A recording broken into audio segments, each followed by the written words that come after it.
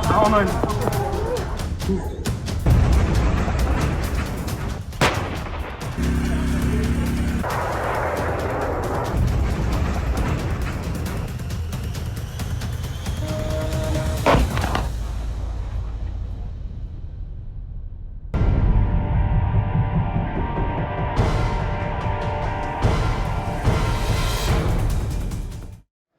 तो युद्ध जंग भीषण हो चुकी है, विध्वंसक हो चुकी है।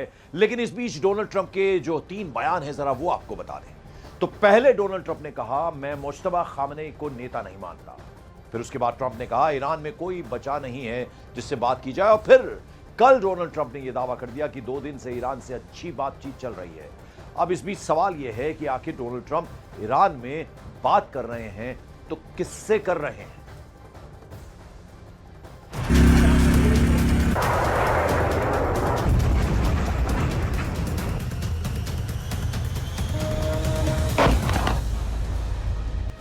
क्या ईरान इजराइल का युद्ध खत्म होने वाला है? We are in the throes of a real possibility of making a deal, and I think युद्ध खत्म करने के लिए किससे बात कर रहे हैं Trump? if I were a betting man, I'd bet for it. But again, I'm not guaranteeing anything. They want to make a deal very bad. कौन है ईरान में ट्रंप का Ayatollah? Ayatollah, whoever the Ayatollah is, whoever the next Ayatollah. Look, and there'll also be a form of a very serious form of a regime change.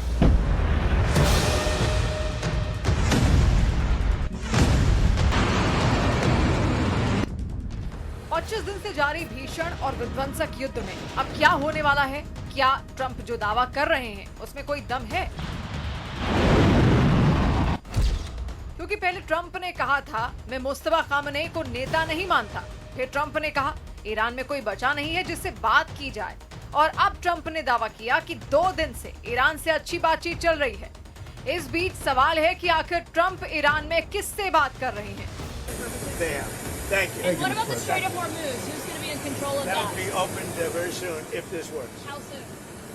And who's in Immediately. control of it? Will Iran Immediately. still be able to control the flow of oil? Be jointly controlled. By who? Maybe me. Maybe me. You want the United States to be in Me control and of the flow of Ayatollah, whoever the Ayatollah is, whoever the next Ayatollah. Look, and there'll also be a form of a very serious form of a regime change. Now, in all fairness, everybody's been killed from the regime. They're really starting off. There's automatically a regime change. But we're dealing with some people that I find to be very reasonable, very solid. The people within know who they are. They're very respected. And maybe one of them will be exactly what we're looking for. Look at Venezuela, how well that's working out. We are doing so well in Venezuela with oil and with the relationship between the president-elect and us. And maybe we find somebody like that in Iran. क्योंकि Trump ने जो बयान दिया उसमें उन्होंने Ayatollah का जिक्र किया। अब सवाल है कि आखिर ईरान में ट्रंप का अयातुल्ला कौन है जिससे वो बात कर रहे हैं?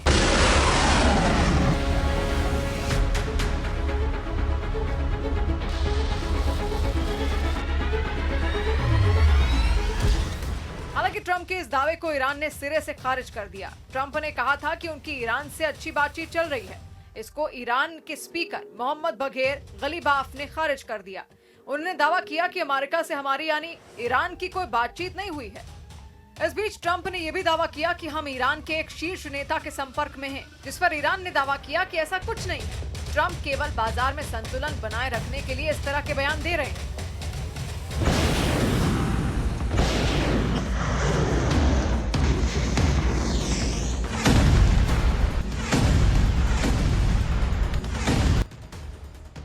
हालांकि ट्रंप का दावा है कि अमेरिका और ईरान के बीच हालिया बातचीत के बाद 15 मुद्दों पर सहमति बनी है।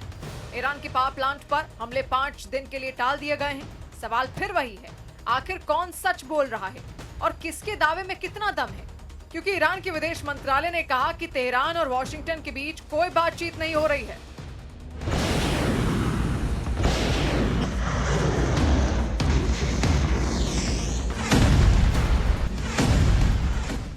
और यहीं आपको बता दें कि अमेरिकी प्रेसिडेंट डोनाल्ड ट्रंप का यह बड़ा दावा है कि उनकी ईरान में एक बड़े लीडर से बातचीत चल रही है।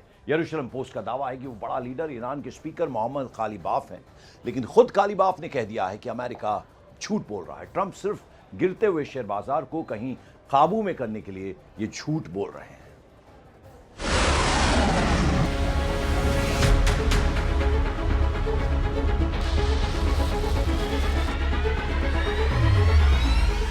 डोनाल्ड ट्रंप को जैसे ही पता चला कि ऐसे ही लड़ा जाएगा हॉर्मूज का युद्ध,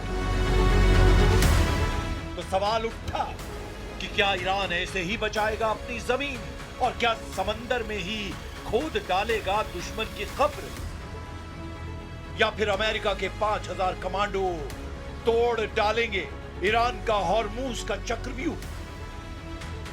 अमेरिका ने जैसे ही देखा ईरान का युद्ध ट्रेलर, डोनाल्ड ट्रंप ने किया बहुत बड़ा ऐलान। ट्रंप ने कहा है कि उन्होंने ईरान के बिजली प्लांट पर 5 दिन के लिए हमले टाल दिए हैं। ट्रंप ने कहा है कि ईरान और अमेरिका के बीच सकारात्मक बातचीत हुई है। पूरे पश्चिम एशिया में तनाव पूरी तरह खत्म करने के लिए गंभीर बातचीत हो रही है। So the discussions took place yesterday. They went into yesterday evening. They want very much to make a deal. We'd like to make a deal too. We're going to get together today by probably phone because it's very hard to find a country. It's very hard for them to get out, I guess. But we'll at some point very, very soon meet. We're doing a 5-day period. We'll see how that goes. And if it goes well, we're going to end up with settling this. Otherwise, we'll just keep bombing our little hearts out.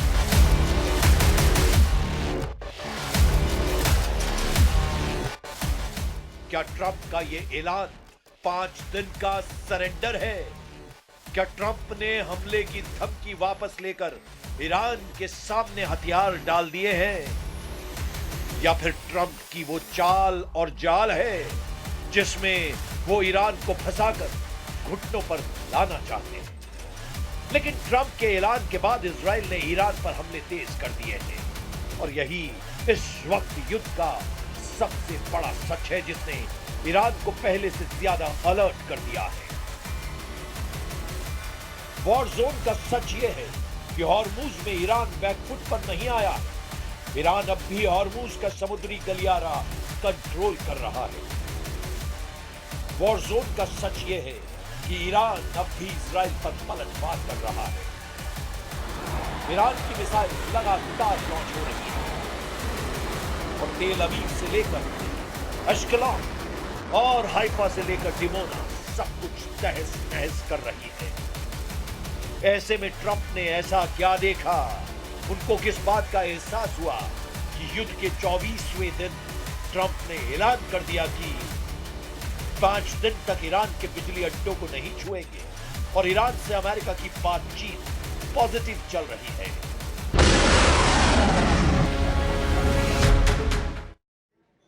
उधर Iran में Donald Trump के mission को लेकर कई बड़े सवाल खड़े हो गए हैं। दावा था कि ईरान में सत्ता परिवर्तन होगा, लेकिन खामेनेई सरकार आज भी पूरी मजबूती से कायम है।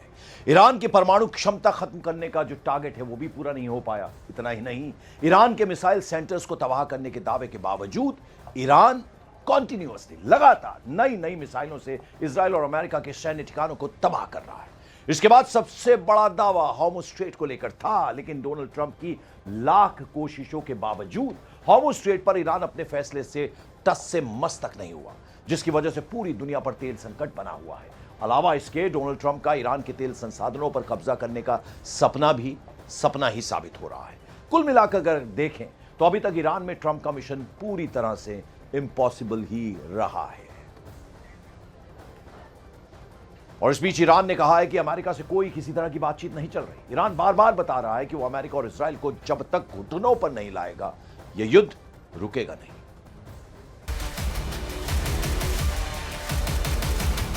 ईरान की लीडरशिप पर लगातार बमबारी करने वाले युद्ध में आखिर आगे क्या होने जा रहा है? ईरान के रेवोल्यूशनरी गार्ड्स को खत्म करने वाले इरादे को लेकर डोनाल्ड ट्रंप का अचानक मूड क्यों बदल गया है? नेतन्याहू के युद्ध का पुरजोर हर मायने में मदद करने वाले ट्रंप के दिमाग में क्या चल रहा है? क्योंकि ईरान के खिलाफ 24 दिन का युद्ध लड़ने के बाद क्यों अमेरिका अचानक बैकफुट पर आ गया? अब नेतन्याहू क्या करेंगे जो डिमोना और अरद में हुए मिसाइल अटैक के बाद ईरान की ट्रंप के दावों के बीच ईरान ने बड़ा झटका दिया। ईरान ने कहा है कि अमेरिका से कोई बातचीत नहीं चल रही। ईरान बार बार बता रहा है कि वो अमेरिका और इजराइल को जब तक घुटनों पर नहीं लाएगा ये युद्ध रुकेगा नहीं। ऐसे में ट्रंप के दावों के बीच क्या हॉर्मूज पर ईरान का कंट्रोल बरकरार रहेगा? क्या इजराइल पर ईरान के हमले रुकेंगे या और तेज होंगे? फिलहाल ट्रंप का 48 घंटे वाला अल्टीमेटम हॉर्मूज के उथले समंदर में डूब चुका है और ईरान ने अपने तेवर भी पहले से और कड़े कर दिए हैं। ईरान को ट्रंप की बातों पर बिल्कुल भी यकीन नहीं और इसीलिए अब भी सवाल उठ रहा है कि क्या हॉर्मूज बनने जा रहा है वर्ल्ड वॉर का एपिसेंटर? तेल अवीव में गिरने वाली हर मिसाइल को रोकने के लिए डिमोना जैसी तबाही से क्या ईरान वर्सेस ऑल वाला युद्ध हॉर्मूज के समंदर में शुरू हो चुका है, जिसमें एक तरफ है इजराइल, अमेरिका, खाड़ी देश, नेटो और दूसरी तरफ है ईरान और साथ में मदद कर रहे हैं रूस और चीन।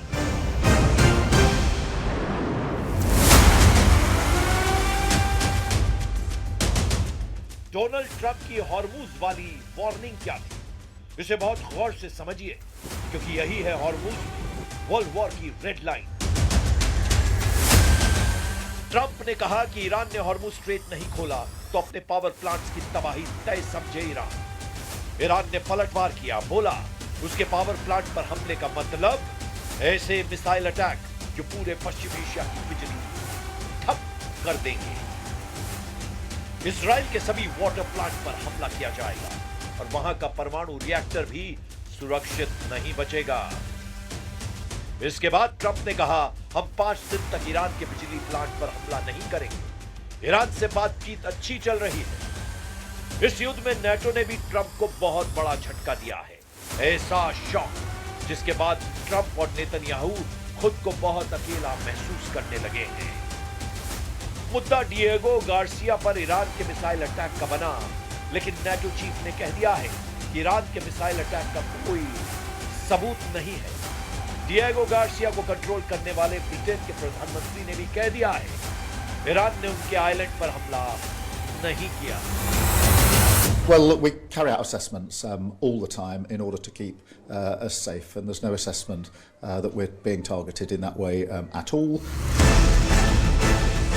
ट्रंप का रिकॉर्ड और नेतन्याहू के विध्वंसक इरादों ने पहले भी बताया है कि युद्ध में कुछ भी हो सकता है।